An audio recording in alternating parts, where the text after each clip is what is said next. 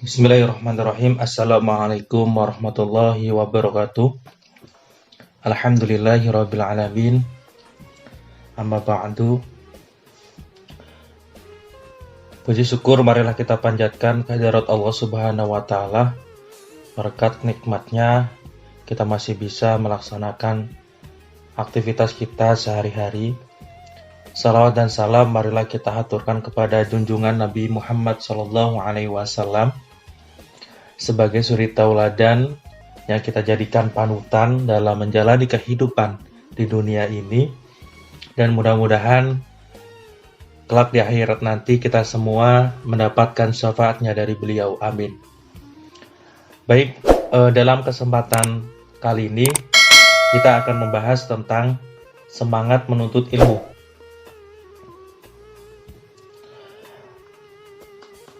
Kewajiban menuntut ilmu. Menuntut ilmu atau belajar adalah kewajiban setiap orang Islam.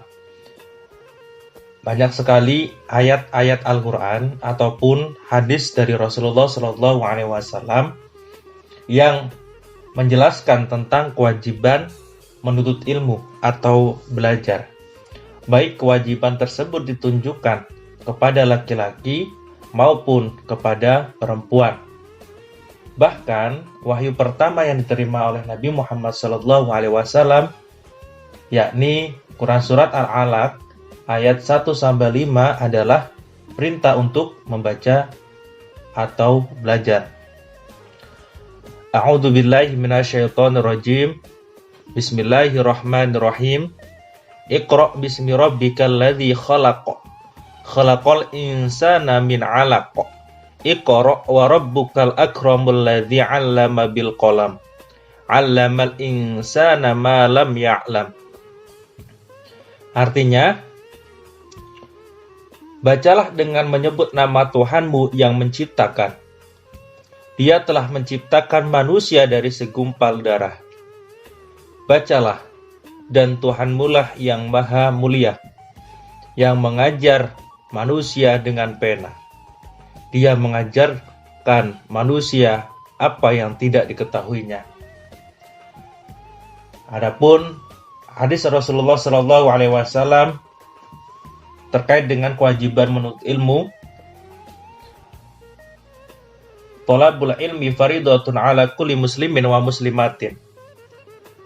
Menuntut ilmu itu wajib bagi setiap muslim laki-laki maupun muslim perempuan.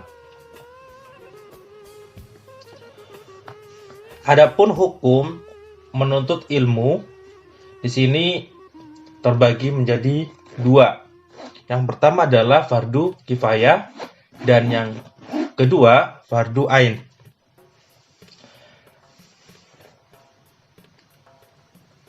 Untuk fardu kifayah ini berlaku untuk ilmu-ilmu yang harus ada di kalangan umat Islam, sebagaimana juga dimiliki dan dikuasai oleh golongan kafir, seperti ilmu kedokteran, perindustrian, ilmu falak, ilmu eksakta, serta ilmu-ilmu lainnya.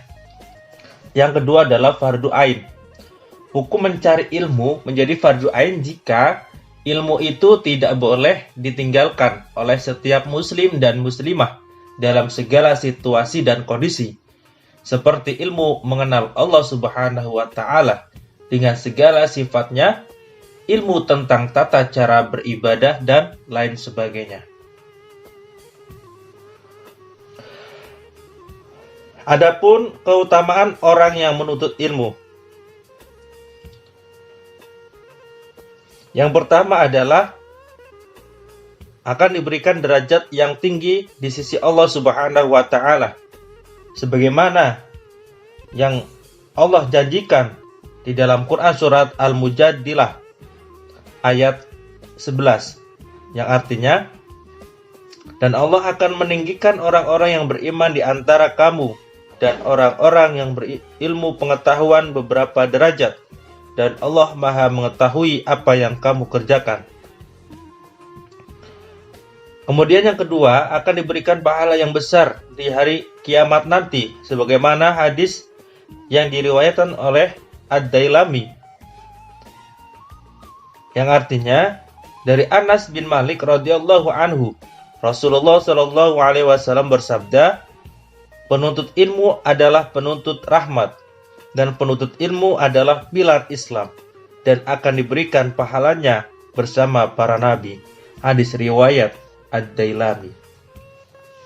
Yang ketiga adalah merupakan sedekah yang paling utama, sebagaimana sabda Rasulullah shallallahu alaihi wasallam yang diriwayatkan oleh Ibnu Majah, yang artinya dari Abu Hurairah bahwa Rasulullah Shallallahu Alaihi Wasallam bersabda, sedekah yang paling utama adalah jika seorang muslim mempelajari ilmu dan mengajarkannya kepada saudaranya sesama muslim. Yang keempat, lebih utama daripada seorang ahli ibadah, sebagaimana Rasulullah Shallallahu Alaihi Wasallam bersabda, yang diriwayatkan oleh hadis riwayat Ad-Dailami, yang artinya dari Ali bin Abi Thalib radhiyallahu anhu, Rasulullah shallallahu alaihi wasallam bersabda, seorang alim yang dapat mengambil manfaat dari ilmunya lebih baik dari 1000 orang ahli ibadah. Yang kelima, yaitu lebih utama dari salat 1000 rakaat, sebagaimana sabda Rasulullah shallallahu alaihi wasallam yang diriwayatkan oleh Ibnu Majah, yang artinya dari Abu Dzar, Rasulullah Shallallahu Alaihi Wasallam bersabda, wahai Abu Dzar, kamu pergi mengajarkan ayat dari kitabullah telah baik bagimu daripada salat sunnah 100 rakaat, dan pergi mengajarkan satu bab ilmu pengetahuan, baik dilaksanakan atau tidak, itu lebih baik daripada salat 1000 rakaat.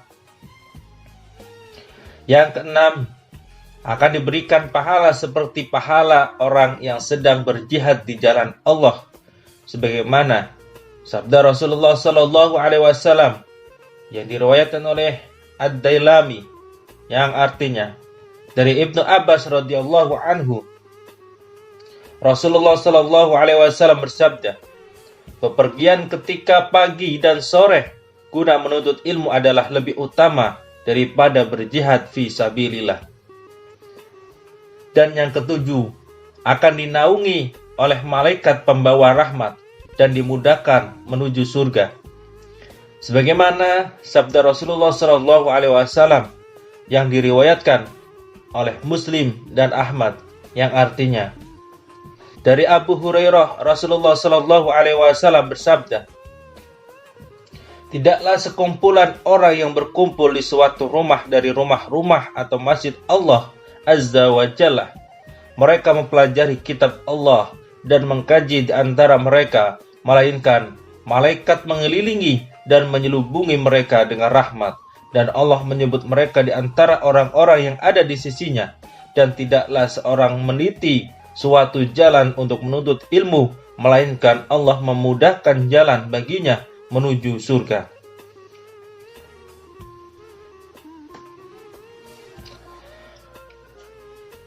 Adapun dalil tentang ilmu pengetahuan, sebagaimana tadi sudah disebutkan bahwa banyak sekali dalil Al-Quran atau hadis yang menjelaskan tentang ilmu pengetahuan. Di antaranya adalah di dalam Quran surat At-Taubah ayat 122. A'udzu billahi minasyaitonir rajim. Bismillahirrahmanirrahim. Wa ma kana al-mu'minuna liyanfiru kaffah. Falaula nafara min kulli firqatin minhum ta'ifatun liyatafaqahu fid dini waliyunziru qaumahum idza raja'u ilaihim la'allahum yahdharun.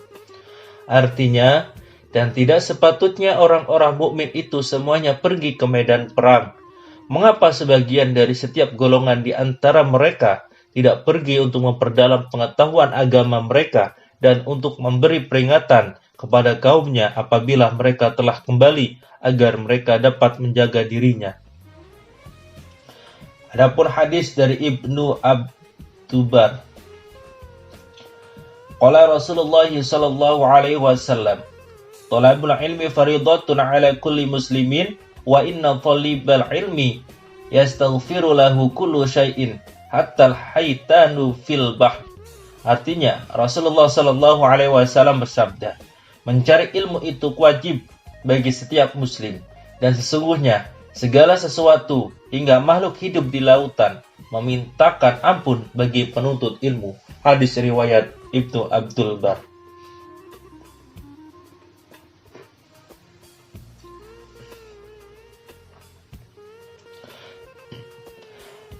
Adapun isi kandungan Quran Surat At-Taubah ayat 122. Yang pertama, bagaimana seharusnya tugas-tugas dibagi sehingga tidak semua mengerjakan satu jenis pekerjaan saja. Yang kedua, bahwa pentingnya memperdalam ilmu dan menyebarluaskannya. Dan yang ketiga, jihad itu tidak hanya dipahami dengan mengangkat senjata, tetapi memperdalam ilmu pengetahuan dan menyebarluaskannya juga termasuk ke dalam jihad. Kiat-kiat yang dapat meningkatkan semangat menuntut ilmu. Yang pertama adalah ikhlas karena Allah Subhanahu wa Ta'ala dalam menuntut ilmu.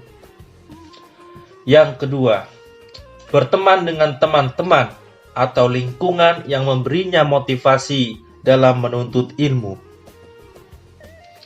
Yang ketiga, melatih dirinya untuk sabar dan membiasakan diri dalam menuntut ilmu.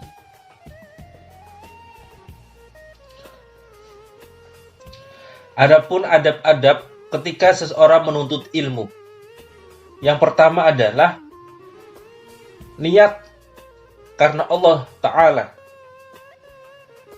Yang kedua, selalu berdoa saat menuntut ilmu. Yang ketiga, bersungguh-sungguh dalam menuntut ilmu. Dan yang keempat, menjauhi maksiat. Yang kelima, jangan sombong ketika menuntut ilmu. Dan yang keenam, menyimak guru saat menuntut ilmu.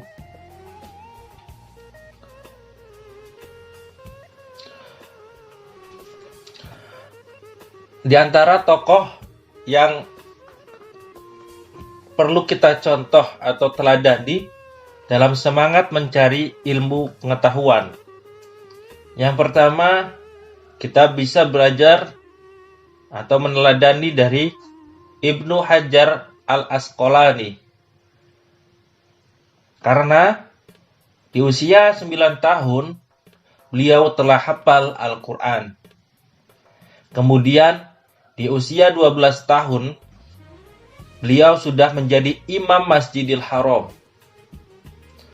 Bukan hanya itu, beliau juga menguasai berbagai ilmu, memiliki 640 guru, dan berhasil membuahkan karya sebanyak 270 sampai 282 karya.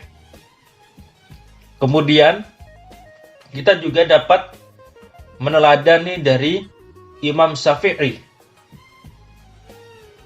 Kenapa? Karena beliau di usia 6 tahun sudah hafal Al-Quran. Kemudian hafal kitab Al-Muwatta karya Imam Malik, gurunya.